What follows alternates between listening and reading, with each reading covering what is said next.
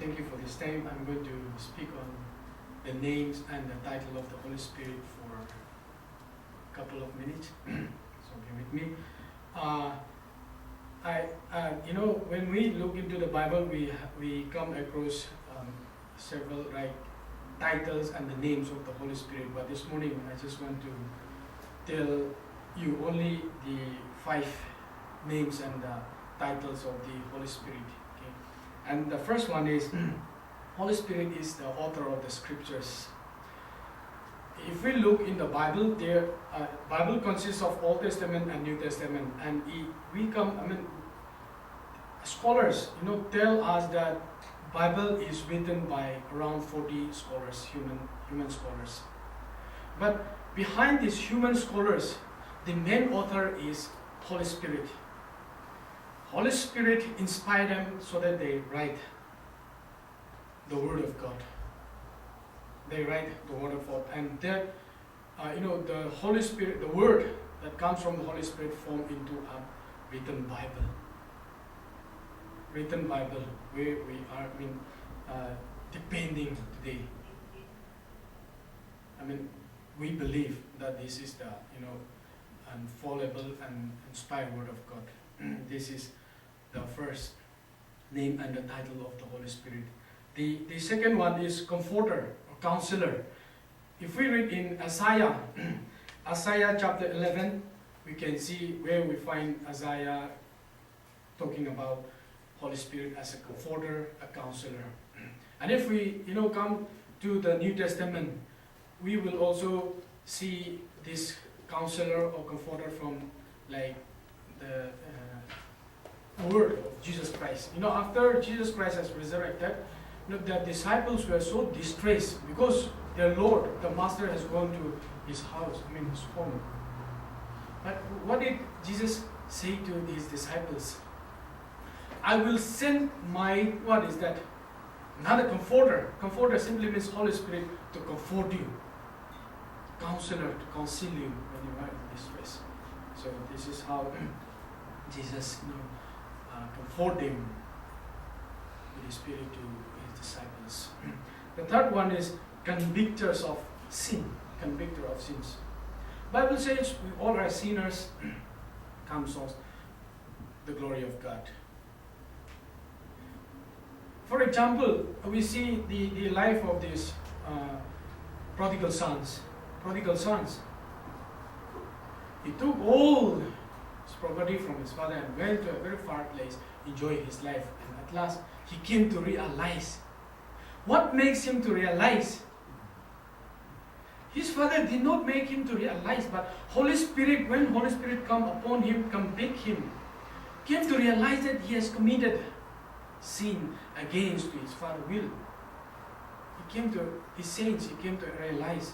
Now that Holy Spirit plays a main role convicting the sins of believers. So the third one is a convictor. Convictor. And the fourth one is seal or deposit. If we read in the Pauline epistles, Paul wrote 13 books in their Bible, especially in New Testament. There are a lot of arguments saying that Paul wrote 14 books, including Hebrew, but I believe that Paul wrote only 13 books. That's my conviction. Paul said, after we accept Jesus Christ genuinely from our heart, Holy Spirit come and sealed us. Sealing of the Holy Spirit. If we read in the book of Romans, we come across sealing of the Holy Spirit. What does it mean by sealing of the Holy Spirit? Suppose someone bought a book. You have your own personal library seals. You have a book, you bought it a new book. And what happened? You sealed on that book. That simply tells that that very book belongs to you. Belong to Mr. A, Mr. B, Mr. C. This book is not belong to the library anymore, but this book belongs to me. Sealing of the Holy Spirit, the same thing. After we accept Jesus Christ as our own personal Savior from our heart, Holy Spirit come and sealed on us. That simply tells that we are no more belongs to anyone else, but we belongs to our Lord Jesus Christ. Amen. Sealing of the Holy Spirit. And the last one is guiding. Guiders. When Bible writers wrote a Bible, Holy Spirit guide them and they recorded the truth from God. The same way, when we read the Bible, the Holy Spirit lead us to understand what is the truth in the Bible. The Holy Spirit lead us to understand, to know what is the truth in the Bible. As I said, there are a lot of names and titles in the Bible, but this morning I tell you only the 5 important names and the titles of the Holy Spirit. Thank you. We'll be talking about the Holy Spirit. And there's no how we will talk about titles without touching on the functions.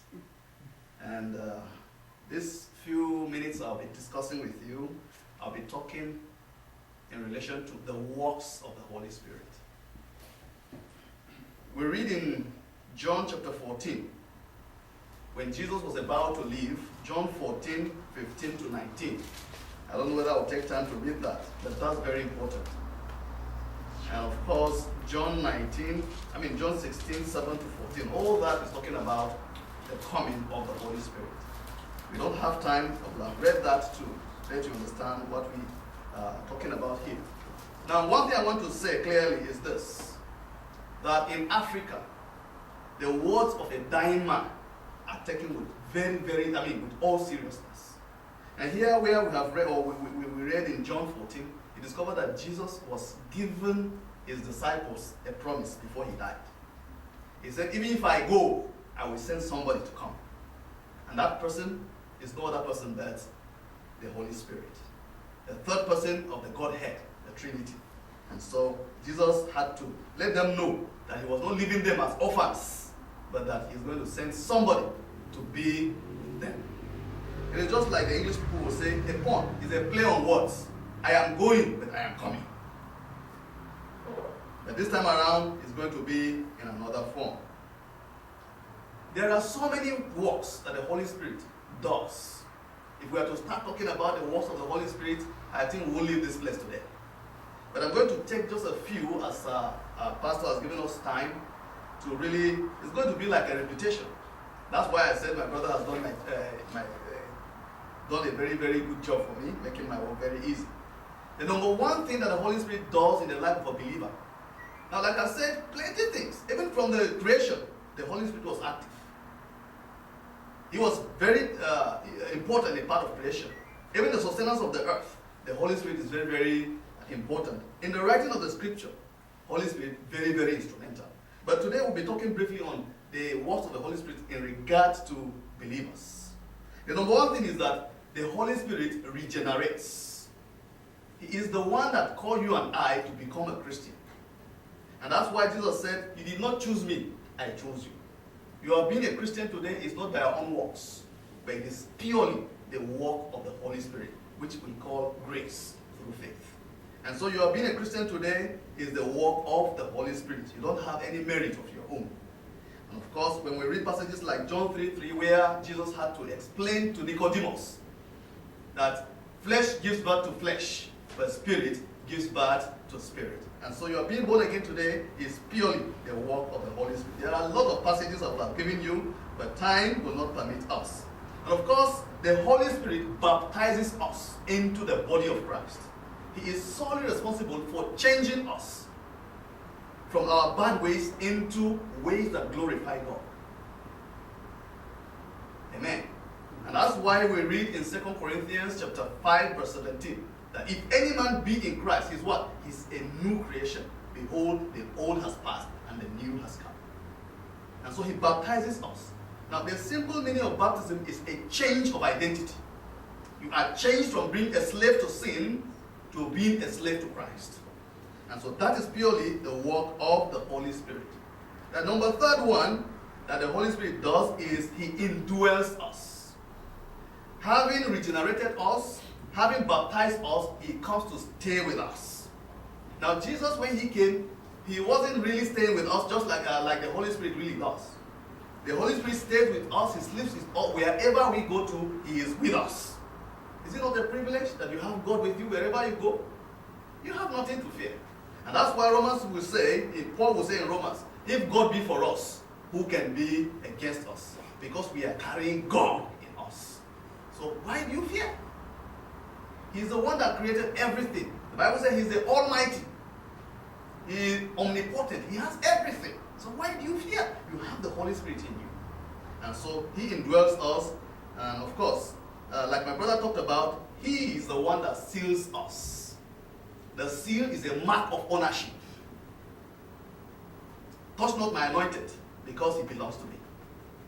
The foundation of the Lord stands sure. The Lord knows those who are his. So you can go and masquerade yourself around that you're a believer.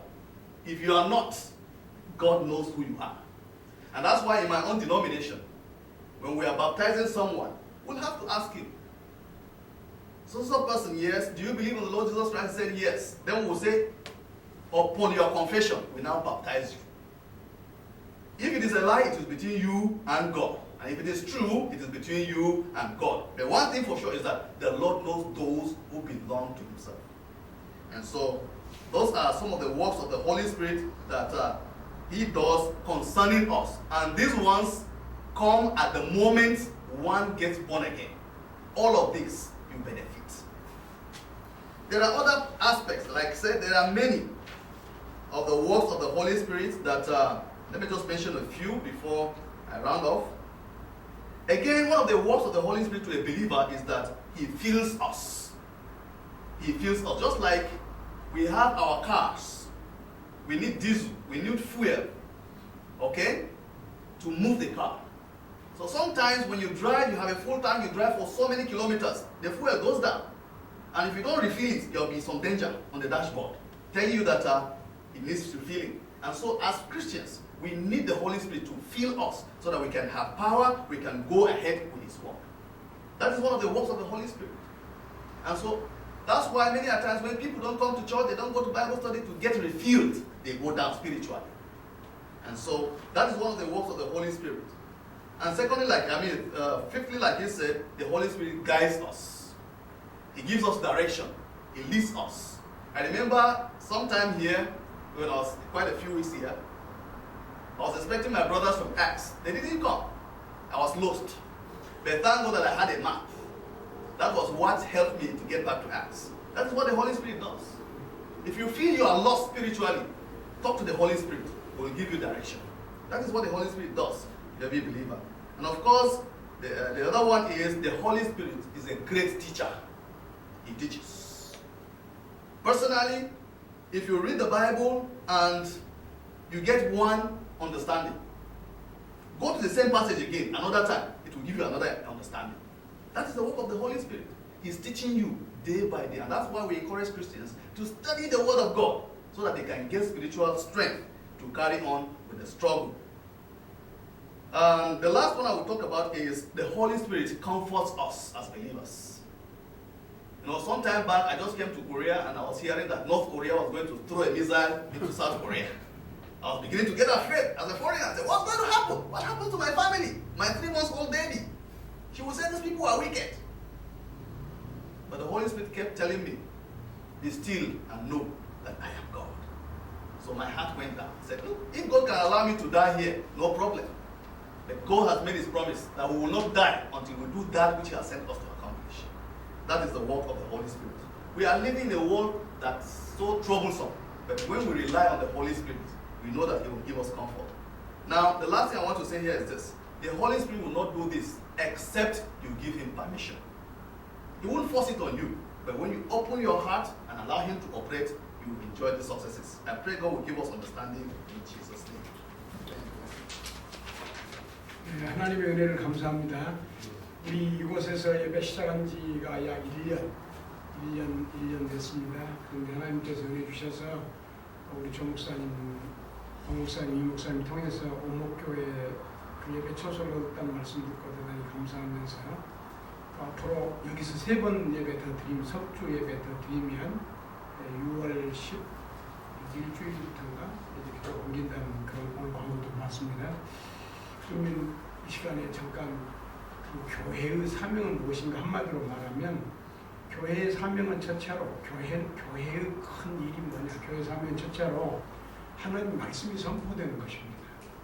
그리고 이제 하나님의 말씀의 선포와 또 하나님의 말씀에 대한 교육인데 이것을 가르쳐서 캐리그마 디다케라고 이렇게 이야기하죠. 두 번째는 코이노니아입니다. 여기 교회라고 하는 것은 한 사람만 모인 것이 아니고 여러 사람이 모이니까 서로 그리스도를 머리로 하고 우리가 서로 교제하는 것, 지체의식을 갖는 것이죠.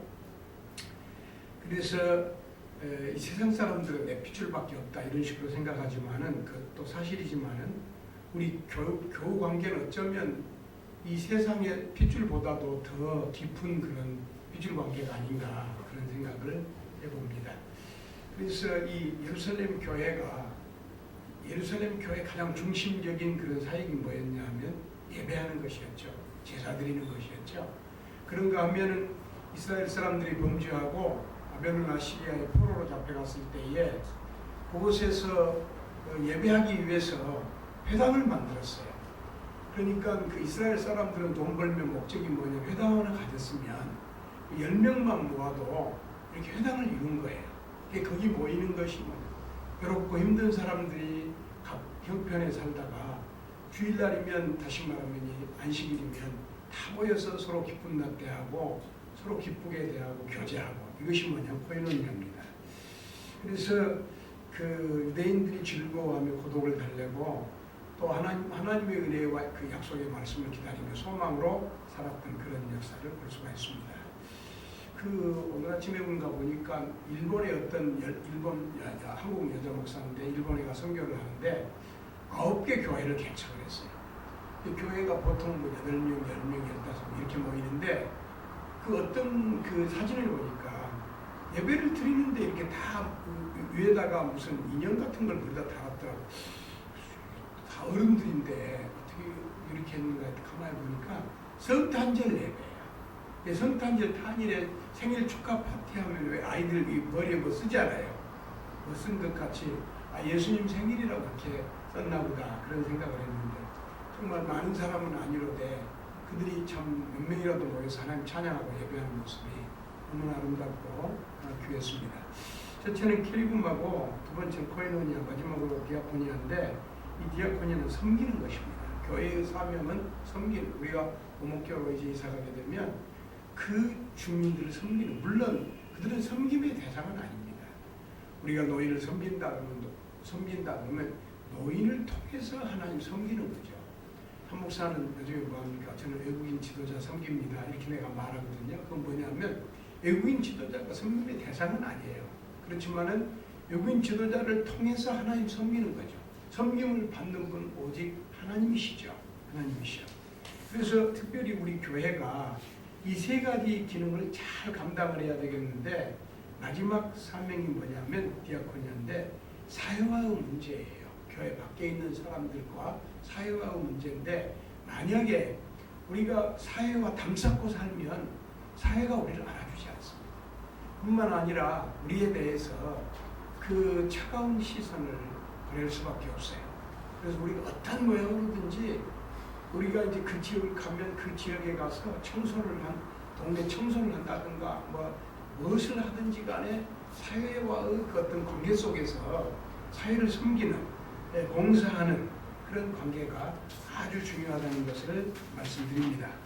오늘 링땅마이 목사님께서 그리고 앤드루 목사님께서 이 성령 주일을 맞이해서 성령님의 이름과 성령님의 역사에 대해서 이야기했는데 제가 가만히 들어보니까 이름을 말해도 역사고 역사를 말해도 이름이더라고.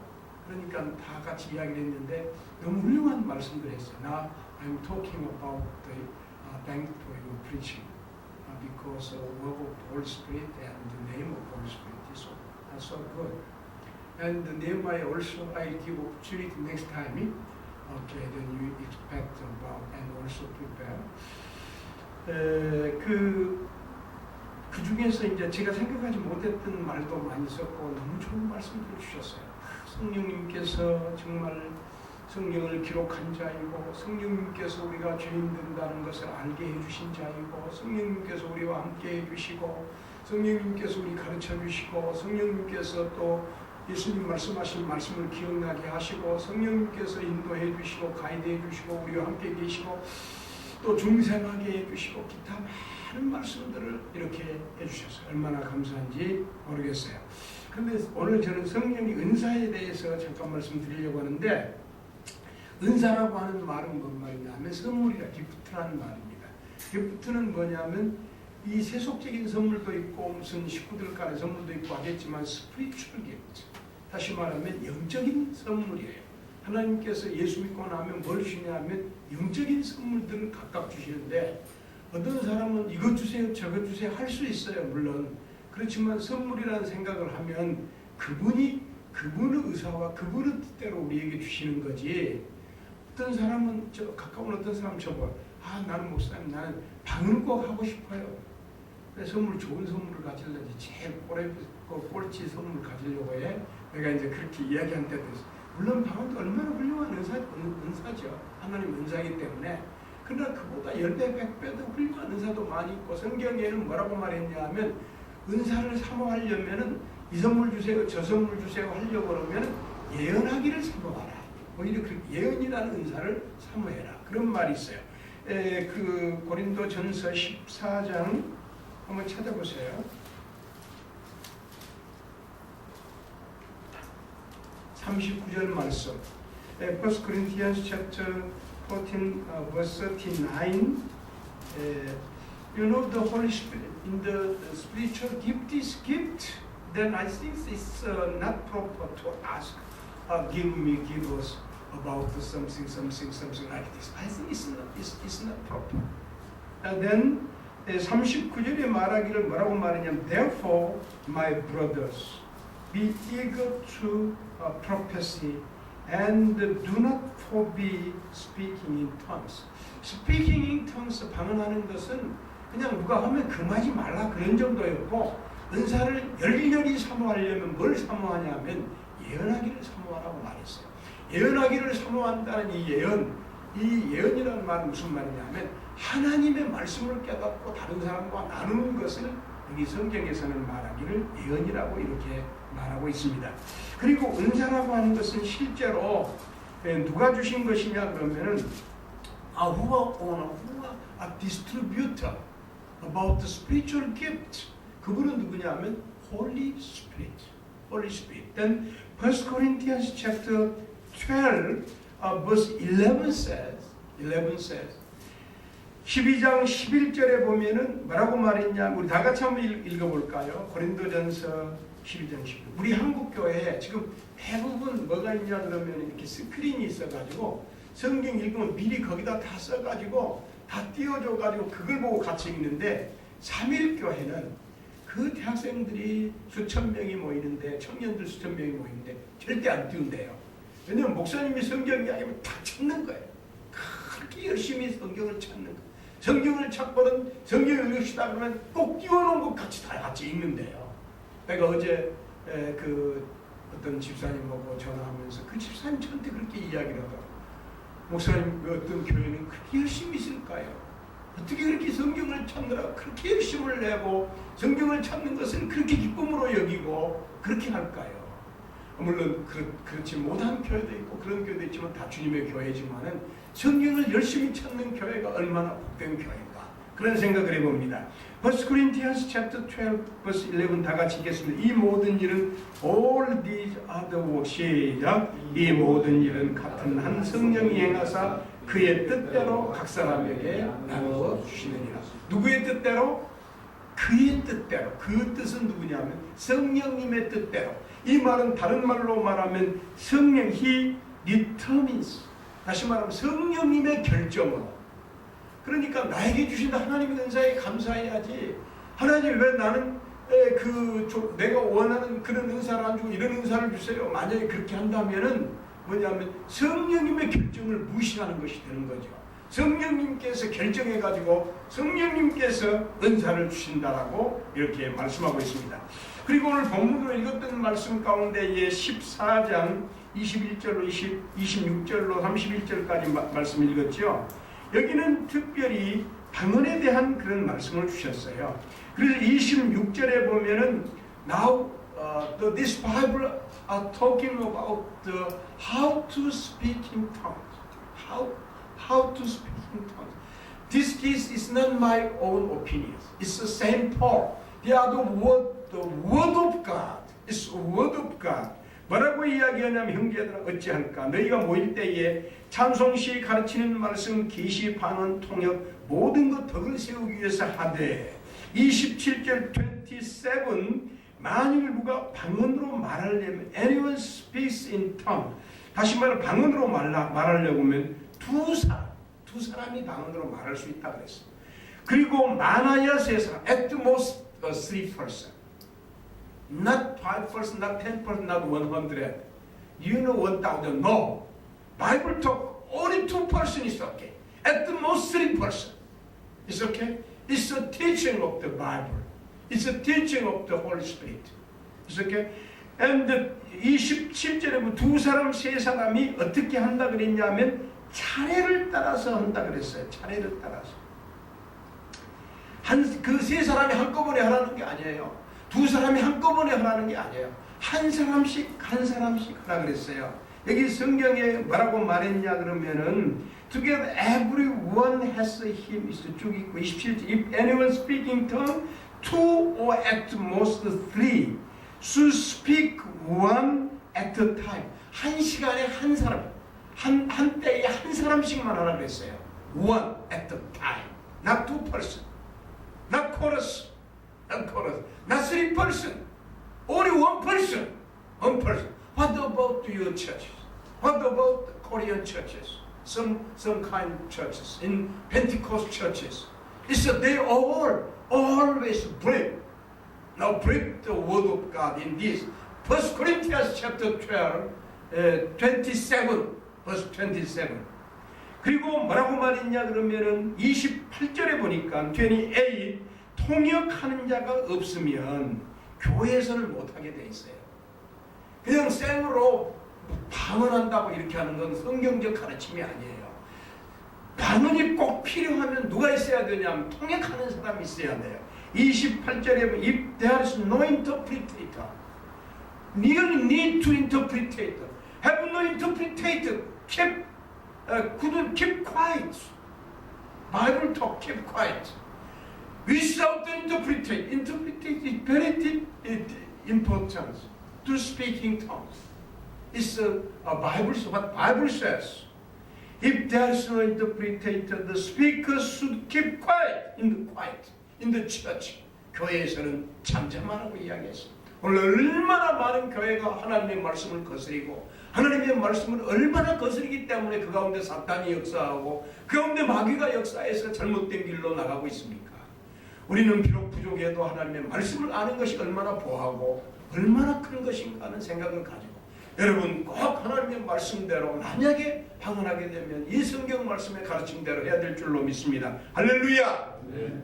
아멘. 크게 해주세요. 할렐루야. 네. 얼마나 놀라우신 하나님의 말씀입니까? 그 다음에 뭐라고 말하냐 그러면은 29절에 예언하는 자가 둘이나 셋이나 말하고 다른 일은 분별할 것이고 만일 곁에 있는 자 계시가 오면은 먼저 하던 자는 다 잠잠하고 계시의 말씀을 하라. 이때는 어느 때냐 그러면 성경 말씀이 완성되지 않았을 때예요.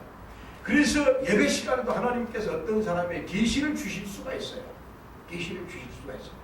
제가 그 런던 대학에 다닐 때 물론 저는 뭐 전교 학생도 아니었습니다만 부족한 사람 이거 BGT 코스가 그랬던 사람인데 거기 런던 대학을 다닐 때 그 체프 시간에 한 300명이 모였는데 설교를 하는데 어떤 사람이 갑자기 일어나가지고 방언을 하는 거예요.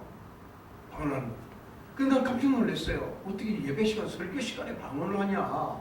그런데 그 다음에 이제 나는 그때 나이도 들고 안식년에 갔던 사람이기 때문에 이럴 때 저 영국 목사님 어떻게 하나 자세히 그 유심히 살펴보니까 이분이 가만히 있다가 그분이 방언하니까 이렇게 말하더라고요. 통역이 있습니까? 통역할 사람이 있습니까? 네? 통역할 사람이 있습니까? 이렇게 물어보는 거예요. 아무도 없는 거예요. 그러니까 그 사람 화장 앉아버리더라고요. 그리고 계속해서 하나님의 말씀을 선포해야 하는 거예요. 그래서 확실히 기독교 선진국이구나. 하나님의 말씀을 아는 교회고 하나님의 말씀을 아는 든든 대학이구나. 이런 생각을 제가 하게 된 일이 있었습니다. 그래서 오늘 말씀 마칩니다. 성령의 은사는 누가 주는 것이냐면 하나님 성령께서 주시는 것이고 성령의 결정으로 주신 것이기 때문에 내가 만약에 원하는 그런 은사가 있다 하더라도 있으면 뭐 했냐면 예언의 은사를 하려고 하고 하나님의 말씀을 깨닫고 다른 사람에게 나누는 전도의 은사, 말씀을 전파하는 은사를 하려고 하고 다른 은사는 주시면 받고 주신다 하더라도 여러분 그걸 뭘로 받아야 돼요? 꼭 말씀대로. 오늘날 방언의 은사도 얼마나 사단의 역사로 말미암은 방언이 많습니까? 그럼 뭘로 알 수 있어요? 성경 말씀대로 하냐 못하냐예요. 말씀대로 할 수 있으면 성령이 주신 은사고 말씀대로 되지 않고 말씀을 어기면 마귀의 역사가 틀림없잖아요. 물론 뭐 그런다고 다 마귀의 역사로 할 수는 없겠죠. 하나님께서 또 잘못된 사람들을 바로 고칠 수 있고 그렇게 할 줄로 그렇게 믿습니다. 오늘 성령 강림주의를 당해서 이강마이 목사님 통해 주신 말씀, 앤드루 목사님 통해 주신 말씀, 부족한 종을 통해서 전파된 이 하나님의 말씀이 여러분에게 큰 은혜가 되시기를 주의 이름으로 축원합니다.